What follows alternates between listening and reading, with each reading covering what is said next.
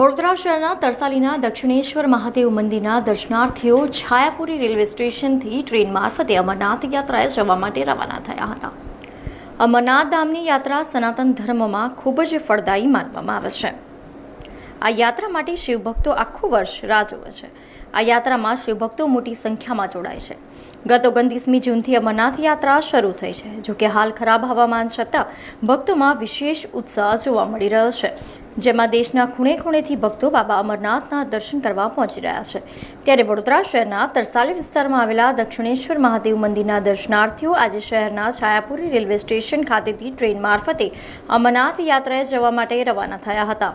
અત્રે ઉલ્લેખનીય છે કે છેલ્લા ઘણા વર્ષોથી દક્ષિણેશ્વર મહાદેવ મંદિરના દર્શનાર્થીઓ આ જ પ્રકારે અમરનાથ યાત્રાએ જાય છે. દક્ષિણેશ્વર મહાદેવ તરસાલી વડોદરાથી અમે ભક્તો, ભોલેનાથના ભક્તો જે રોજ દર્શન કરવા મંદિરે ભેગા થાય છે, એ લોકો બધા જ સમૂહમાં ભેગા મળી અને બર્ફાની બાબાના દર્શન કરવા જઈ રહ્યા છીએ. ત્યાંથી નીકળીને અમે છાયાપુરી રેલવે સ્ટેશન થઈ અને ત્યાંથી બાય ટ્રેન જેમાં આપણે જમ્મુ હાપા કટરાવાળી ટ્રેનમાં બેસી અને જમ્મુ પહોંચશું. જમ્મુથી અમે લોકો પહેલગામ જવાના છીએ. પહેલગામથી ચંદનવાડી અને ચંદનવાડીથી ચાલી અને બાબા બર્ફાનીના દર્શન કરવાના છીએ. 29 હરિભક્તો છીએ અમે બધા. છેલ્લા 5 વર્ષથી કન્ટિન્યુઅસ જાઉં છું અને બધાને જેટલાને સમૂહમાં જાય એ લોકોને હારોહાર અમે બધાને લઈ જઈએ છીએ. અને ત્યાંથી દર્શન કરી અને બાલતાલ ઉતરવાના.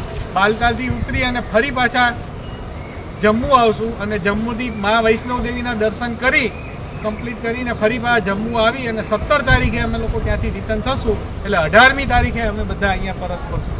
સમાચારોના સતત અપડેટ માટે TNN ન્યૂઝને YouTube પર સબસ્ક્રાઇબ કરી બેલ આઇકોન પ્રેસ કરો અને અમારી સાથે જોડાયેલા રહો Facebook, Instagram અને Twitter ઉપર.